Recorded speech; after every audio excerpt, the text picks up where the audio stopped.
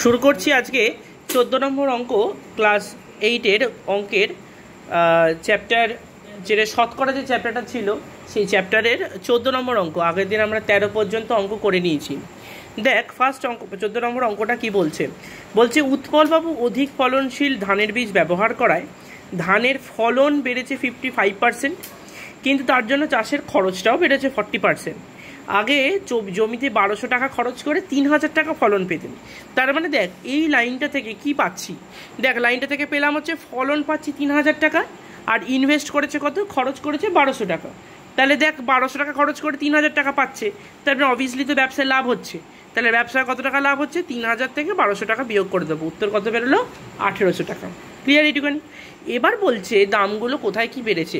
First of all বলেছে দেখ ধানের ফলন 55% বেড়ে গেছে, তাহলে যেটা ছিল 100 সেটা হয়ে গেছে কত 155, কারণ 55% শতকরার জিনিস, তাহলে বেড়ে গেছে। ওই জন্য দেখ আমি লিখেছি 55% বেড়ে, মানে আগে দাম 100 টাকা ছিল এখন হলো 155 টাকা। তাহলে 1 টাকায় কত আর এই 3000 টাকা কত, কারণ বইতে বলে দিয়েছে 3000 টাকার ফলন। তাহলে 3000 টাকার ফলন। আমি ওখানে শূন্যগুলো কেটে দেবো, 30 দিয়ে 155কে কাটাকুটি গুণ করে দেবো, আনসার বেরিয়ে আসবে 4650 টাকা। এটা হচ্ছে ফলনের এক্সট্রা দামটা বেরিয়ে গেল, মানে কত টাকা এক্সট্রা হয় দাম হচ্ছে। এবার হচ্ছে খরচটাও 40% বেড়ে গেছে। তার মানে যদি লিখি আগে দাম ছিল 100 টাকা, এখন দাম কত হবে 40% মানে 140 টাকা। তাহলে আগে খরচ কত টাকার হতো, দেখ উপরে লিখে দিচ্ছি 1200 টাকা, তাহলে একে কত আর 1200 টাকায় কত, দেখ এখানে 100 নিচে দুটো জিরো, 1200 দুটো জিরো কেটে গেল, তাহলে 12 দিয়ে 140 কাটাকুটি মানে গুণ করলে দিলে কত আনসার বেরোবে 1680 টাকা। তাহলে এখন কত টাকা লাভ হচ্ছে, দেখ 4650 টাকা পাচ্ছি আর ইনভেস্ট হচ্ছে 1680 টাকা।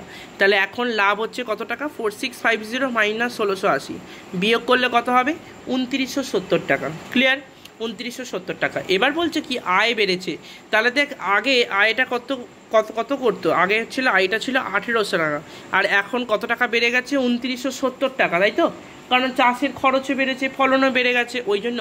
তাহলে লাভও কত টাকা বেড়েছে, লাভ হচ্ছে তাহলে 2970 থেকে 1800 টাকাটা বিয়োগ করে দেবো, বিয়োগ করে দিলে কত আনসার বেরোবে, দেখ 1170 টাকা হচ্ছে আনসার। ঠিক আছে, এটা হচ্ছে 14 নম্বর অঙ্ক। চলে যাচ্ছি 15 নম্বর অঙ্কতে।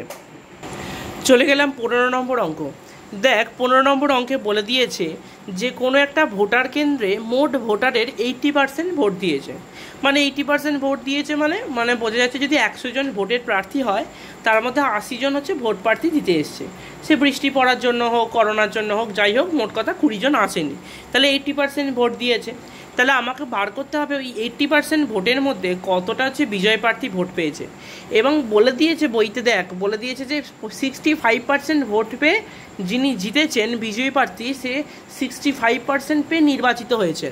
তার মানে এটাতে কি বোঝাচ্ছে, ওই জন্য দেখ আমরা ঐকিক নিয়মে লিখবো যে 100 জনে ভোট দেয় হচ্ছে 65 জন, কিন্তু আলটিমেটলি দিতে এসছে কজন, 80 জন দিতে এসছে। তাই জন্য আমরা লিখে দেবো একজনে ভোট দেয় হচ্ছে 65/100, আর 80 জনে ভোট দেয় হচ্ছে 65 গুণ 80 নিচে হচ্ছে 100। যদি ধর কাটাকুটি করি, 65কে 5 দিয়ে কাটলে হবে 13, 100কে 5 দিয়ে কাটলে হবে 20, 20কে 80 দিয়ে কাটাকুটি করলে হবে 4, তাহলে ওপরে পড়ে থাকবে 13 আর 4, 4 13 হচ্ছে 52, উত্তর হয়ে যাচ্ছে কত 52 জন। ঠিক আছে, অঙ্কগুলো খুবই ছোট ছোট কিন্তু একটু বুঝে করতে হবে।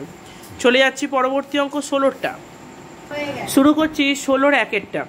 দেখ 16-র 1-এর অঙ্কটাতে কি বলছে, বলে দিয়েছে যে কোনো একটা বিদ্যালয়ের পরীক্ষার্থীতে উচ্চ মাধ্যমিক বিদ্যালয়ের পরীক্ষার্থীদের মধ্যে 85% হচ্ছে তোর বাংলাতে এবং 70% অঙ্কে এবং 65% উভয় বিষয় পাস করেছে।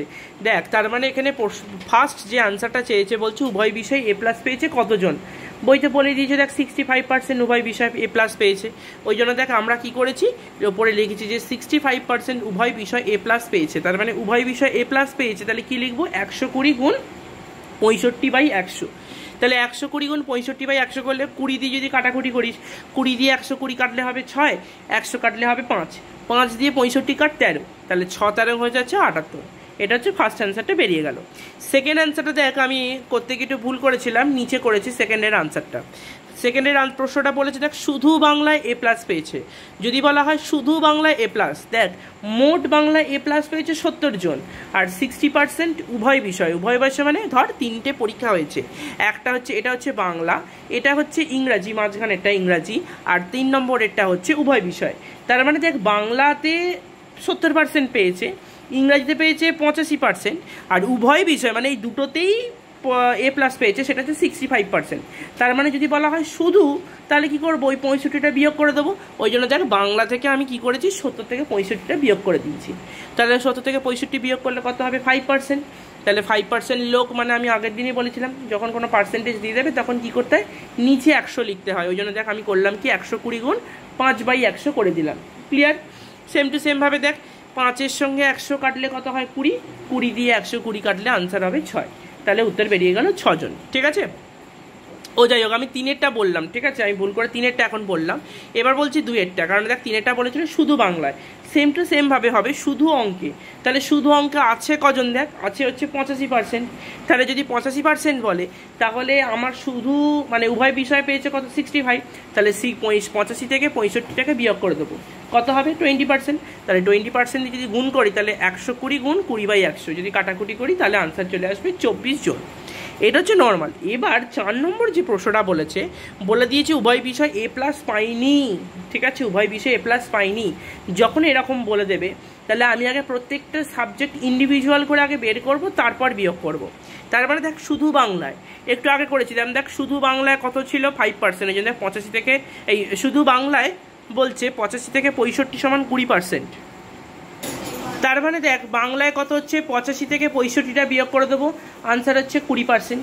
শুধু অঙ্কে দেখ একটু আগে করেছি 70 থেকে 65কে বিয়োগ করে দেবো, আনসার হচ্ছে 5%।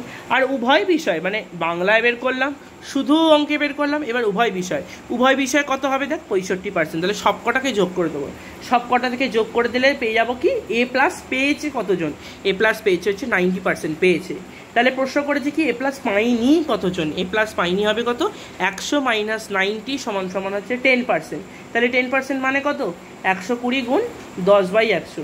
এবার শূন্যগুলো কাটাকুটি করলেই আনসার চলে আসবে কত 12 জন। ক্লিয়ার? চলে যাচ্ছে হচ্ছে পরবর্তী অঙ্ক 18টা, 17টা এবার করাবো। শুরু করছি 17টা। 17 অঙ্কটা দেখ বলছে আমিনা বিবির বেতন প্রথমে 20% বৃদ্ধি পেয়ে পরে 20% হ্রাস পেল। মানে এটা কি?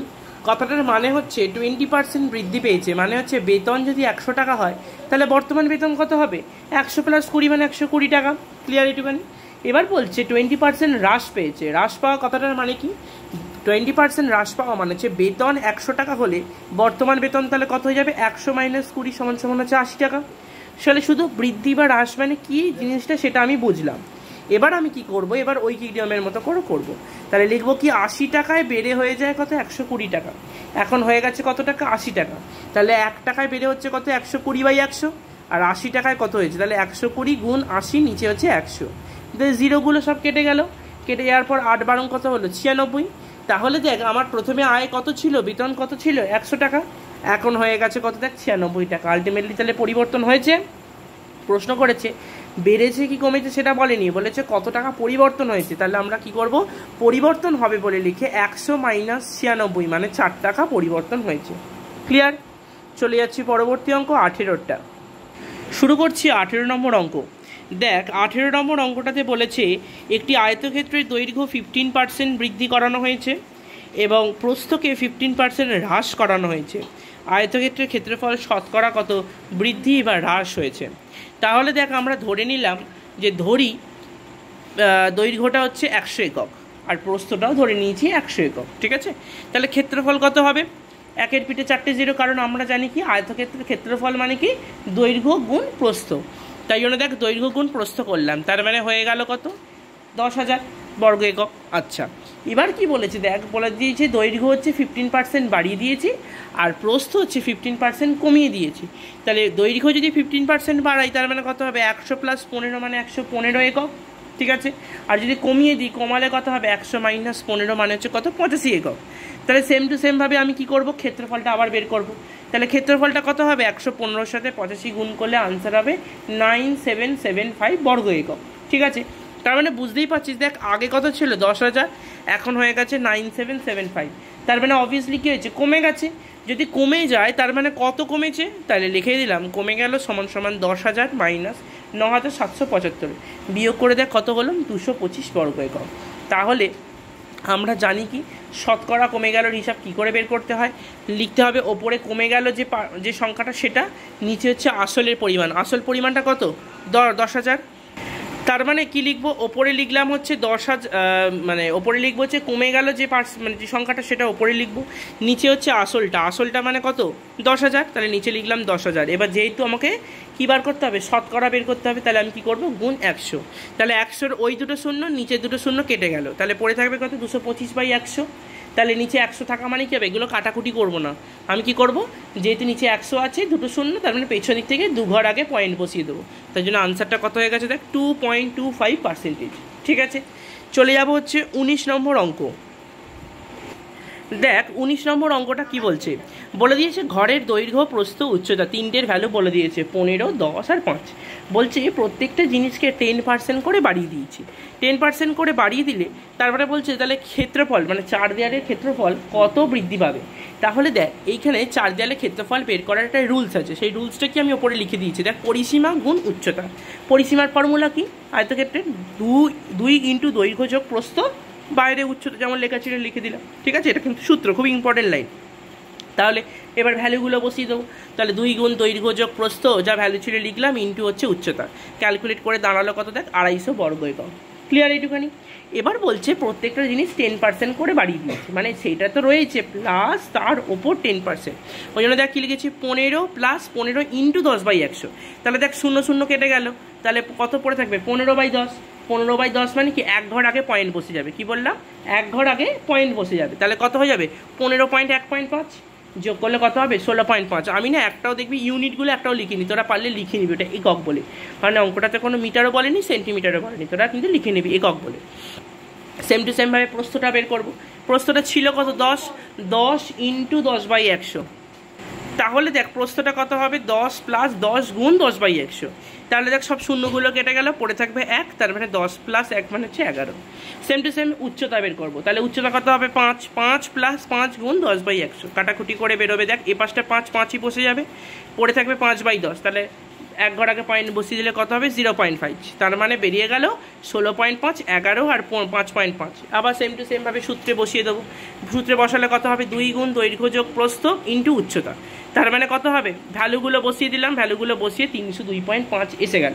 তার মানে বুঝতেই পারছিস বেড়ে গেছে, আগে ছিল 250 এখন হয়ে গেছে 302.5, তাহলে কতটা বেড়েছে, বেড়েছে 52.5। তার মানে শতকরা বৃদ্ধিটা কত হবে 52.5/250 গুণ হচ্ছে 100, তাহলে 52.5 গুণ 100 নিচে 250 হলে দশমিকের জন্য 2 ঘর সরে গেল, নিচে 250 দিয়ে ভাগ করে দেবো, 250 দিয়ে ভাগ করলে আমার পার্সেন্টেজ চলে আসবে 21%। ঠিক আছে, চলে যাচ্ছি লাস্ট অঙ্ক আজকের 20 নম্বর অঙ্কটা শুরু করছি। আজকে লাস্ট অঙ্ক 20টা। দেখ অঙ্ক বইতে বলে দিয়েছে যে বার্ষিক ক্রীড়া প্রতিযোগিতায় 20% শিক্ষার্থী 100 মিটার দৌড়ে নাম দিয়েছে, 15% শিক্ষার্থী 200 মিটার দৌড়ে নাম দিয়েছে, 10% শিক্ষার্থী লং জাম্পে নাম দিয়েছে, আর 5% ছাত্রছাত্রী সবেতেই নাম দিয়েছে, মানে উভয় বিষয়, মানে 100 মিটার 200 মিটার লং জাম্প সবেতেই নাম দিয়েছে। তাহলে এখন প্রশ্ন করছে বিদ্যালয়ের শিক্ষার্থী 780 জন হলে কতজন নাম দেয়নি। তাহলে কি করে বের করব, তাহলে প্রথমে আমাকে বার করতে হবে উভয় বিষয়গুলো পুরো বাদ দিয়ে দেবো আগে, যত পার্সেন্টেজ আছে। ওই জন্য কী লিখিয়েছি দেখ শুধু 100 মিটার দৌড়, তাহলে শুধু 100 মিটার দৌড় লিখলে কী হবে 20 - 5 মানে কত পার্সেন্ট হবে 15%। তাহলে শুধুমাত্রই 100 মিটার দৌড়ে নাম দিয়েছে। তারপরটা হচ্ছে কি শুধু 200 মিটার দৌড়ে নাম দিয়েছে, কত হবে 15 - 5 মানে কত হচ্ছে 10% হয়ে গেল। শুধু লং জাম্প বইতে বলেছে 10%, তাহলে আমি 10 থেকে 5টা বিয়োগ করে দেবো, কত বেরোবে 5%। এবার হচ্ছে উভয় বিষয় সবকটাকে কাউন্টিং করে নেবো, উভয় বিষয় মানে কত পার্সেন্ট 5% বলে দিয়েছে। সবকটাকে যোগ করে আনসার দিল কত 35%। তার মানে এই 35% কী করেছে নাম দিয়েছে। বইতে প্রশ্ন বলেছে 780 জন শিক্ষার্থী হলে কতজন নাম দেয়নি, তাহলে আমাকে পার্সেন্টেজটাকে বের করবো কতজন নাম দেয়নি। তাহলে লিখলাম হচ্ছে দেখ নাম দেয়নি মানে কত হবে 100 - 35 মানে কত পার্সেন্টেজ 65%। ঠিক আছে, তাহলে 65% হলে তাহলে এখন বলে দিয়েছে কত, 780 জন শিক্ষার্থী। 780 জন শিক্ষার্থী হলে নাম দেয়নি, তাহলে কত হবে 780 গুণ 65/100, কারণ 65% বলেছে। তাহলে 65% হলে আমরা কাটাকুটিটা করব।